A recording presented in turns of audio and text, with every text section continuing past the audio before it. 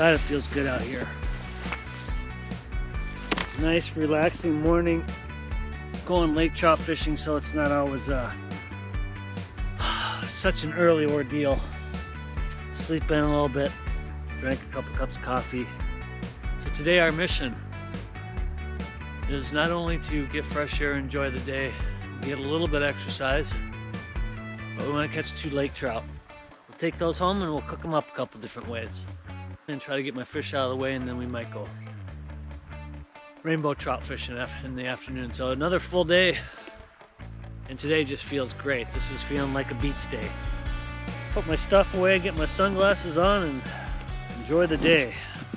Okay, basic size fishing. Drill our hole. In the boundary waters, you can only have hand augers. In my opinion, this is as good as any auger out there. Can't go wrong with the Nils. Nils ice augers, I'm all about them. You dig your hole. I'm pretty close to shore. Probably actually like to even be closer, but you never know what's down there. Because if you nick a rock with really any auger, you're done for the trip. And these blades are very hard to get replaced. As I go here, I'll probably try to make a little more of a landing for any fish I get. Dig it out a little bit. Give myself some room to work. I don't plan on being here too long. Hopefully only about an hour or so. I like to catch my 2 fish. And then down on the point, a few of my friends are fishing, so I'd like to go fish with them. Always nice to have some company.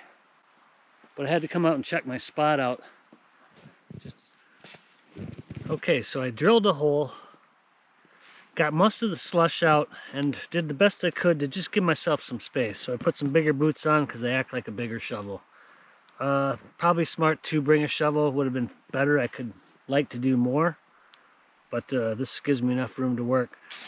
So I'll just finish scooping out most of the ice, just probably enough to start, just so I can work in there. It's not real cold today, so it's not going to freeze up quick. So I can just get started, and maybe if I want to clean it out a little bit more. I just fish a small spoon. With lake trout, I'd rather have a live minnow, but dead minnows generally work just as good. So, you know, a minnow head, a minnow piece. I'm just going to kind of pinch it. That hole over there, good thing I practiced safe augering, because I didn't try to de-slush that hole by slamming the auger around, and it was just right next to the bottom. So I got lucky, and then I cut a new hole. I'm assuming that's far enough out. But so that was good. I saved myself a real headache. I always bring one. I should bring 2 of these lead weights. Sometimes if your electronics aren't working, you need one of these. A little icy. So I checked the depth. It's not very deep, but it's deep enough to fish for now. Lake trout fishing 101. Oh my God, I'm so mad. Oh my God, I'm so mad. Okay, so I thought I had the film camera going.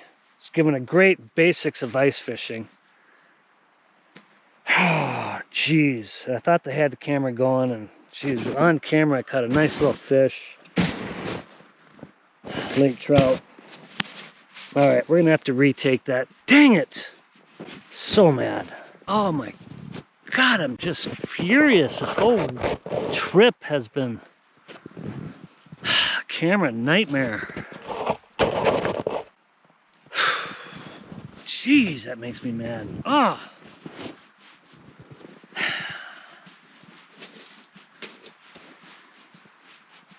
All right. So I'm missing a lot of action this trip, even so it's beautiful. So what we're gonna do this trip, try to salvage it, is we're gonna go over some basics. So let's see. I don't even know where didn't have the camera turned on, but digging out the snow is fairly important. I don't want to keep kicking slush into my hole, a little bit like I'm doing right now, for one. And two, I want a little bit of room to work. I let my bait hit the bottom, and I probably bring it about a foot off the bottom. And with lake trout, and this is what I was saying earlier, I've caught as many fish in 9 feet or less of water than I've caught in 70 feet. So as I was saying that, I caught a fish in 5 feet of water. Thought I had the camera on. God, I'm still mad about that. Jeez. So I hopefully get another fish or two. Sometimes fishing starts out real good on this lake and kind of peters out. So I will go ahead and find a little bit deeper water. I won't have to go very far, just inch my way out. Try to find 7 or 9 feet of water. If the shoreline is here, and then it drops off from the shore fairly sharply, I might want to try and hang a bait somewhere where fish that are a little deeper could see it, or fish that are a little shallower could see it, more shallow could see it. So I want to try to attract fish from dip. Here's a fish. Oh, come on, this reel's all iced up. I'm having to do everything the hard way today. Come on, get this fish in. Sporty little fish. Come on, Tom, I need to see this fish. And there we go. All right. Perfect. Beauty. Okay, so these fish are coming in shallow, and they're on the prowl. They're on the hunt. So you put a fish or a bait down, boom, they're gonna grab it. So that's fish number 2. That's the limit of trout. So we'll fish a little bit more, see if we can catch a couple more. But I don't know. I think I'm just gonna fish here and fish shallow. Don't worry about the electronics. Hang in there, try to get a fish or two on footage. But geez, that took nothing to get a limit of fish. What a beautiful day. I like that fish a lot better than I like the first one. All right, good to go. Okay, let's continue with the lesson. So, clean my hole out a little bit. Clip a lead weight on, find the bottom. Know how deep you're fishing. You can put a lure down, find the bottom. Bring it a foot up just to give it some space. And, you know, keep it moving to attract a fish. And I think we're going to stay here. Why not? We already got our 2 fish. Why work any harder? It'd be nice to catch a couple more. That's my goal here. I'll get a couple more on the camera. Definitely feeling like I'm getting a sunburn today. Gosh, I wish I would have had that first one. That's the camera issues I've had. I'll tell you what the positive is that I've persevered and maintained after some pretty dismal camera adventures. So that last fish didn't hurt. I got another fish yesterday on video. And we're also getting a little demonstration. So pretty basic fishing, trout fishing. What are the keys? Sometimes the low profile, the little baits are key. Otherwise, it's just a matter of getting out. God, what a day. Finally. Finally a beach day, and it's still early. These lake trout, I couldn't eat them every day, but they're delicious from time to time. I don't want to over harvest because I'm not going to really enjoy or eat anything. There's another fish. Come on. Yep, there you go. Oh, I lost. What the heck? Oh, shit. Oh, no, I got him. And the line break. Oh, God, if I get this one the old-fashioned way, it's kind of... Oh, he's off. Darn it. Darn it. Oh, well. The line break. What the heck? I'm too iced up. And sometimes that's hard, especially when it's cold, but it's not cold right now, so I should be doing a better job with that. Obviously, I just missed you know, whatever. I got my fish. I saw it. I got the shot on cam. So maintaining your stuff, it's easier to do when it's warm outside. I think the fish are here. Keep your stuff clean and ice free. Always have fresh line, fresh knots. You do want to be ready. And you know what? I'm not. The fish are in here right now. I should be more ready for a big fish. There are big fish in this lake. For lake trout, I really only use 6-pound tests. I fish light. You can get a big fish in with 6-pound test. And for brook trout, I fish 4-pound test. And if you got trophy brook trout, you'd need every bit of that. Those fish fight hard, as do the splake. Splake are probably the hardest fighting fish. I'd like to catch a brook trout as big as some of the splake I've caught. That would be a real bull. With light leaders and light line, I always just tie a basic knot. It's called the improved clinch knot. Look it up. If you're just new to fishing, tie it a few times. If you're teaching somebody to fish, have them tie it a few times. Okay, that's the basics. Catch some fish. Get out, try to time it for weather like this if you can, but if you can't, sometimes you gotta hang tough. Sometimes you have to be in a fish house. Anyway, we're having fun. If you just keep the camera on, these fish are in here. Look at that beauty. God, look at that beautiful fish. These are all going back, so I don't want to be messing around too much. God, look at that gorgeous fish.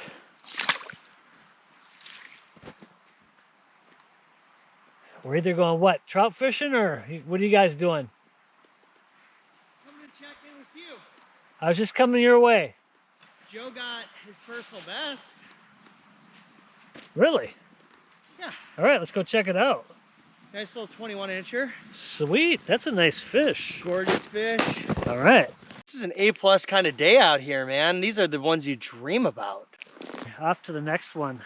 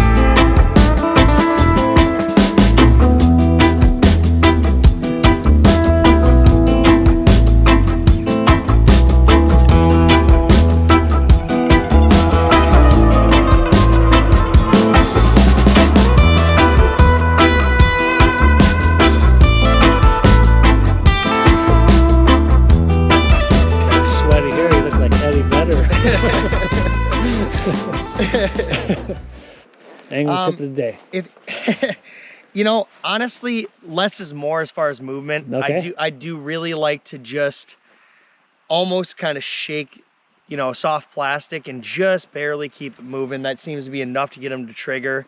And if they're really hesitant, if they don't come in hot, you know, just give it a light lift, and that's usually enough to get them to want to go. Tip of the day.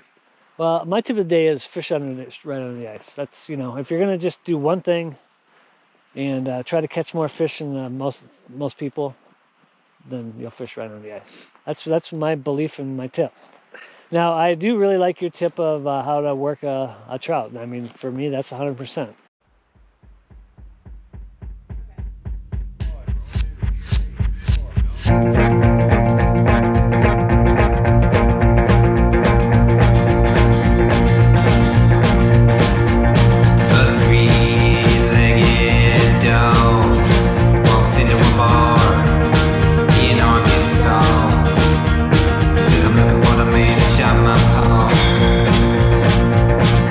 I don't know how young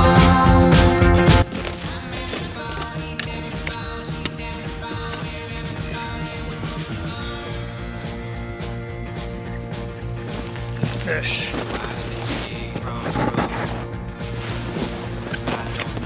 Very little left on this cart. I hope I get this fish in. Fishing's pretty good so far. I got one in and missed two, and then I got this one. They're just coming in and just crushing it.